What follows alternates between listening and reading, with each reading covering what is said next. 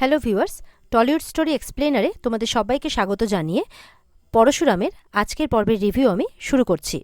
শুরুতেই জিৎ মুখার্জি কর্ণ চ্যাটার্জিকে বলছে, আপনার বাড়িতে লক্ষ্মী এসেছে, লক্ষ্মীকে ঘরে রাখুন।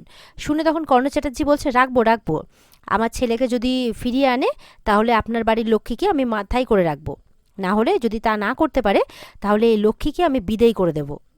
এরপরে তটিনীর দাদা মানে কর্ণ চ্যাটার্জিকে বলছে, যেখানে আপনার বাউন্সাররা ছিল সেখানে কোনো সিসিটিভি ছিল না? তখন কর্ণ বলছে, না, সেখানে কোনো সিসিটিভি ছিল না, কিন্তু যে তিনজন ওখানে সেই সময় উপস্থিত ছিল তারা কেউ সত্যি কথা বলছে না। ভানু তখন তাকে বলছে যে মানে ওই তিনজনের কথা জিজ্ঞাসা করলে কর্ণ চ্যাটার্জি বলছে, আরাধ্যা, তটিনী আর শিবপ্রসাদ, এই তিনজন নাম নেয়, এই তিনজনই ওখানে ছিল। ঠিক তখনই আরাধ্যা তার জামাইবাবুর আবার সেই চোখ বন্ধ করে দেওয়ার কথাটা কিন্তু মনে মনে ভাবতে থাকে, আর এটাও মনে মনে ভাবে যে জামাইবাবুকে আরেকবার ফোন করতে হবে, তাহলে কি জামাইবাবু জানে যে বাউন্সাররা কোথায়। ওদিকে তটিনী কিন্তু ঘুমিয়ে ঘুমিয়ে জেলখানার বাইরে তার হাজব্যান্ডের উপর মানে শিবপ্রসাদের উপর যে অ্যাটাকটা হয়েছিল সেটার কথা ভাবছে, আর হঠাৎ ভয়ে চমকে উঠে পড়ে আর বলে, তুমি কোথায়, মানে শিবপ্রসাদকে খুঁজছে। শিবপ্রসাদও তখন তার আওয়াজ পেয়ে উঠে পড়ে আর তটিনীকে গিয়ে বলে, এই তো তটিনী, আমি এখানে, তুমি ঠিক আছো তো? তটিনী বলছে, তুমি ঠিক আছো তো? তোমার গুলি লাগেনি তো? বলছে, আমার গুলি কি করে লাগবে, আমরা তো ঘরে শুয়ে আছি। ঘড়ির দিকে তাকিয়ে দেখো, রাত 3টে বাজে। আর তটিনীকে বলছে, নিশ্চয়ই তুমি কোনো স্বপ্ন দেখছিলে। তখন তটিনী বলছে, হ্যাঁ, খুব বাজে স্বপ্ন দেখেছি আমি। এরপর শিবকে বলে, যেই লোকটা তোমার দিকে গুলি চালিয়েছিল আমি তাকে দেখলেই আইডেন্টিফাই করতে পারবো। লোকটা চাপদারি, মাথায় চুল নেই, আমি তোমাকে হারাতে চাই না, আমার তোমাকে খুব প্রয়োজন। এই বলে তার বরের মুখে মানে মাথা রেখে কাঁদতে থাকে তটিনী। এরপর তটিনী মানে শিবপ্রসাদকে বলছে, শোনো, তুমি কিন্তু বাড়ি থেকে বেরোবে না একদম, বুঝতে পারলে?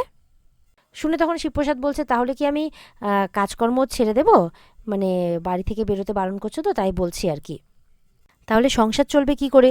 তটিনী তখন হাউমাউ করে কাঁদছে, বলছে, আমার খুব ভয় লাগছে, এরকমটা মানে বলতেই আছে সমানে। শিবপ্রসাদ তখন তটিনীর মাথায় হাত বুলিয়ে বলছে, কিচ্ছু হবে না, আমার বউটা ভয় পেয়েছে তাই এমনটা বলছে। তখন তটিনী জিজ্ঞাসা করছে, আচ্ছা, ওই লোকটা তোমাকে কেন মারতে চাইছিল বলো তো? লোকটা কে? আর তোমার কেন কেউ শত্রু হবে? তুমি তো কারোর কোনো ক্ষতি করো না, আর কারো কোনো ধারে পাছে কিছুতেই তুমি থাকো না। শিব তখন বলছে কিছুক্ষণ চুপ করে থাকার পর, মানে ভাবতে হবে তো, বলছে যে আসলে কর্ণ চ্যাটার্জির নাম নিচ্ছে আর কি। তটিনী বলছে, কর্ণ চ্যাটার্জির তো সমস্যা আমার সাথে, কিন্তু তা বলে তোমাকে কেন মারতে চাইবে? তখন শিবপ্রসাদ বলছে, কিচ্ছু হবে না তটিনী, তুমি চোখের জল মানে মুছে দেয় তটিনীর, আর বলছে, কিচ্ছু হবে না, তুমি ভয় পেও না। এরপর তটিনীকে মজা করে বলছে, মাঝরাতে দিলে তো ঘুমটা ভাঙিয়ে, এবার তো আর ঘুম আসবে না। তটিনী তখন বলছে যে জাগবো, আমরা দুজনেই জাগবো। এরপরে শিবপ্রসাদ কিন্তু তটিনীকে কোলে তুলে নেয় আর বলছে যে, জাগবে, চলো তাহলে, ঠিক আছে, জাগি আমরা দুজনে। এই বলে দুজন দুজনের দিকে তাকিয়ে থাকে, আর সেইভাবেই কিন্তু তটিনীকে পাশের ঘরে নিয়ে চলে যায়। পিকো তো শুয়ে শুয়ে দেখে ফেলে সেটা, আর লাট্টুকে বলছে, পা আবার মাম্মিকে ছোট্ট বেবির মতো তুলে নিয়ে চলে গেল কেন? লাট্টু তখন বলছে, তো আমি কি করব? পিকো বলছে, মাম্মির মোবাইলটা এই ঘরে আছে, সিনেমা দেখবি? লাট্টু এরপর সিনেমা দেখতে রাজি হয়ে যায় আর বলে, চল ওই অ্যানিমেশনটা দেখি। এই বলে দুজনে কিন্তু সিনেমা দেখতে শুরু করে দেয়। ওদিকে মুখার্জি বাড়িতে নন্দিনীকে দেখে ভানু বলছে, ঘরের শত্রু বিভীষণ। কোথায় চললে? নন্দিনী জিজ্ঞাসা করছে, কি বললেন? তটিনীর দাদা তখন সেখানে এসে পড়ে আর বলছে, কেন, শুনতে পাসনি? ঘরের শত্রু বিভীষণ। নন্দিনী তখন তাদেরকে বলছে, ভদ্রভাবে কথা বলো, নিজের মানে সীমার মধ্যে থাকো। তখন ত্রিপর্ণা সেখানে চলে আসে আর নন্দিনীকে বলছে, তাহলে আর কি বলবে? আরেকটা কেস ফাইল করবে নাকি? নন্দিনী তখন তাদেরকে বলছে, তাদের সাথে এরকম ব্যবহারটা কেন করছো, মানে আমাদের সাথে এরকম ব্যবহারটা কেন করছো? ভানু তখন বলছে, নিউজটা দেখেছো? পোর্টালগুলো দেখেছো? মুখার্জি বাড়ির মেয়ের বিরুদ্ধে দাঁড়িয়েছে মুখার্জি বাড়িরই আরেক মেয়ে, অ্যাডভোকেট নন্দিনী মুখার্জি। তটিনীর দাদা তখন বলছে, সস্তার নাম কামানোর চেষ্টা নাকি? ত্রিপর্ণা বলছে, ভাইরাল হওয়ার চেষ্টা করছে ঘরের শত্রু বিভীষণ। নন্দিনী তখন বলছে, ভাগ্যিস বিভীষণ আমি, তাই তো এই মানে রাবণ রাজত্ব তার আর সহ্য হচ্ছে না, এই রাক্ষসপুরীতে থাকাটাও তার আর সহ্য হচ্ছে না। সেখানে কিন্তু এবার জিৎ মুখার্জি এসে পড়ে আর তাকে বলছে, তাহলে চলে যেতেই পারো, তোমাকে তো আর কেউ আটকায়নি।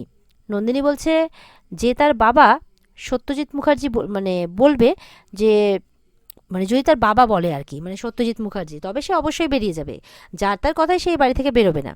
এই বলে যখন চলে যাচ্ছে তখন জিৎ মুখার্জি মানে তার ছোটকা তাকে বলছে যে কবিরকে জেল থেকে বের করার কথা কি ভাবছো তুমি, মানে কবিরকে জেল থেকে বের করতে বলছে আর কি ইনডাইরেক্টলি। ছোটকা বলছে আমি চাই যে আমার মেয়ে সুখে সংসার করুক। আচ্ছা তুমি সেটা চাও না, আমার এই চাওয়াটা কি ভুল তুমি বলো? এটা যে কোনো বাবাই তো চাইবে।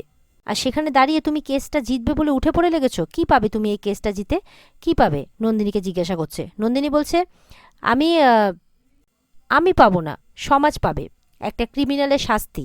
শুনে ছোটকা তখন রেগে যায় আর নন্দিনীর উপর চিৎকার করে ওঠে। নন্দিনী বলছে চিৎকার করো না, তোমাদের চিৎকারের ধার ধারি না আমি। এরপরে বলছে যে পরপর যা ঘটছে তাতে তোমাদের লজ্জা হওয়া উচিত, তারপরেও তোমরা এত কথা বলছো কি করে? এবার কিন্তু ভানু বলছে যে তোমার লজ্জা হওয়া উচিত না যে তুমি যেই ফ্যামিলির মেয়ে সেই ফ্যামিলিতে পারিবারিক ঝামেলা সৃষ্টি করছো, সেই ফ্যামিলিরই মেয়েকে তুমি হ্যারাস করছো, সেই ফ্যামিলির মেয়ের বরকে তুমি হ্যারাস করছো। ত্রিবর্ণা বলছে আসলে আমার মেয়ে তো ওর কেউ নয়, তাই ওর কিচ্ছু যায় আসে না, সস্তার হাততালি করাবে, চিপ পাবলিসিটি চাইছে ও, এমন করে বলছে। এটা শুনে নন্দিনী তখন তার কাকিমণির উপর রেগে যায়। এরপরে ছোটকা আবারও নন্দিনীকে বুঝিয়ে বলে যে এখনও সময় আছে, আমরা চাইলে কিন্তু ব্যাপারটাকে এখানে মিটিয়ে নিতে পারি, নইলে কিন্তু তটিনী আর তার পরিবারের সবার কপালে অশেষ দুঃখ আছে। আর আরেকটা কথা বলে দিই, তোমার কপালেও কিন্তু দুঃখ আছে। এটা শুনে তখন নন্দিনী ছোটকাকে বলছে তুমি কি আমাকে থ্রেট করছো? এরপরে বৌমণি সেখানে এসে পড়ে আর বলে যে ছোটকা, তাছাড়া তারা আর কী বা করতে পারে? রোজ যতটা প্রহসন দেখতে পাচ্ছি এখানে, আমি তো বুঝতেই পারছি না যে এই ফ্যামিলিটা এতটাও নিচে নামতে পারে। ছোটকা তখন বলছে আমি কিন্তু এখনও বলছি আরাধ্যাকে বাড়িতে ফিরিয়ে আনুন। মানে বৌমণি বলছে আর কি ছোটকাকে যে আমি এখনও বলে দিচ্ছি যে আরাধ্যাকে এই বাড়িতে ফিরিয়ে আনুন, মানে নাহলে আরাধ্যারই কপালটা খারাপ হবে, এটাই বোঝাতে চাইছে। ভালোবাসা টালোবাসা শিখে তুলে দিয়ে বলুন এই বাড়িতে ফিরে আসতে, এখনও সময় আছে, নইলে কিন্তু এই জন্য পুরো পরিবারকে মাসুল গুনতে হবে। ছোটকা তখন বলছে হ্যাঁ চোকাতে হবে তো, আর তার জন্য দায়ী থাকবে নন্দিনী আর তটিনী। বৌমণি তখন বলছে তারা কেউই দায়ী থাকবে না, আগেই আপনার জামাইকে কন্ট্রোল করাটা উচিত ছিল, আরাধ্যার উচিত ছিল বিয়েটা না করা। একটা ছেলে কি করে সাহস হয় একটা বাচ্চাকে কিডন্যাপ করার, লজ্জা শরম নেই তার? আর আপনারা সব কিছু জেনেও আপনাদের মেয়ের সাথে তার বিয়ে দিয়ে দিলেন, আর আরাধ্যাও বিয়ে করতে রাজি হয়ে গেল। তখন জিৎ মুখার্জি বলছে তুমি তোমার সীমার মধ্যে থাকো। এরপর তটিনীর দাদা তার বউকে বলছে আর কি তুমি এর মধ্যে মাথা ঘামাচ্ছ কেন, প্লিজ তুমি এর মধ্যে ঢুকবে না। উত্তরে তখন বৌমণি বলছে যে সে তার দাসী নয় যে হুকুম করলেই তাকে চলে যেতে হবে। নন্দিনী তখন বলছে যে অ্যাডভোকেট হিসেবে আমার যেটা করার আমি সেটাই করব, তার জন্য আত্মীয় স্বজন কে কি বলছে এটা মানে আর কার চোখের জল পড়ছে সেটা দেখার দরকার আমার নেই বলেই আমি মনে করি, আমি চাই যে জাস্টিস হোক। তার কাকিমণি তখন তাকে বলছে আর তোমার কোনো কর্তব্য নেই? তখন উত্তরে নন্দিনী বলছে আছে তো, তবে সেই কর্তব্যটা কোনো অপরাধীর প্রতি নয়। কবির চ্যাটার্জি একজন অপরাধী, আমি ওকে কোর্টে নিয়ে গিয়ে মারব, আর কোর্টের বাইরে ওর জম আছে পরশুরাম। নন্দিনীর কথা শুনে কিন্তু বাড়িতে সবাই অবাক হচ্ছে। ওদিকে দেখা যাচ্ছে যে শিবপ্রসাদ বাজার করতে বেরোচ্ছে। তটিনী তখন তাকে মানে বাজার থেকে গাজর বিনস চিকেন এই সমস্ত কিছু আনতে বলছে, বাচ্চাদের মানে স্ট্রো করে খাওয়াবে আর কি। এরপর বলছে আর কি আনবে? তখন শিবপ্রসাদ বলছে দেখি আর কি পাওয়া যায়। তখন তটিনী বলছে যে একটু ইলিশ মাছ আনবে। শিব বলছে যে ইলিশ মাছ তো এখন ভালো হবে না। তটিনী বলছে কালকেই আসলে তার ইলিশ মাছের মানে মানে লাট্টু আর কি, ইলিশ মাছের ভাপা খেতে চেয়েছিল তাই বলছে। শিব তখন বলছে যে পকেটের টাকাগুলো দেখে মানে টাকা দেখছে আর কি, হবে তো? তো দেখছে, বলছে ঠিক আছে এনে দেবো, যা দাম এনে দেবো, অসুবিধে নেই। তো শিবের অবস্থাটা বুঝতে পেরে তটিনী বলছে তোমাকে টাকা দিতে হবে না, এই টাকাটা বরঞ্চ আমিই দিচ্ছি তোমাকে। এই বলে টাকা আনতে চলে যায়। পিকো তখন তার পায়ের কাছে আসে আর বলছে মাম্মি তোমার পকেট থেকে টাকা নেয়। তটিনী তখন সেখানে চলে আসে আর লাট্টু পিকোকে বলছে এই তোরা চুপ করবি, তোদের মাম্মি কি পকেট মার নাকি? এরপর তটিনী তার বরকে 2000 টাকা দিচ্ছে আর বলছে এই নাও। শিব বলছে তুমি এখন 2000 টাকা খরচা করছো কেন? সারা মাস বাকি আছে এখনো, মাসের শেষে তো তুমি আমাকে সাপোর্ট দাও।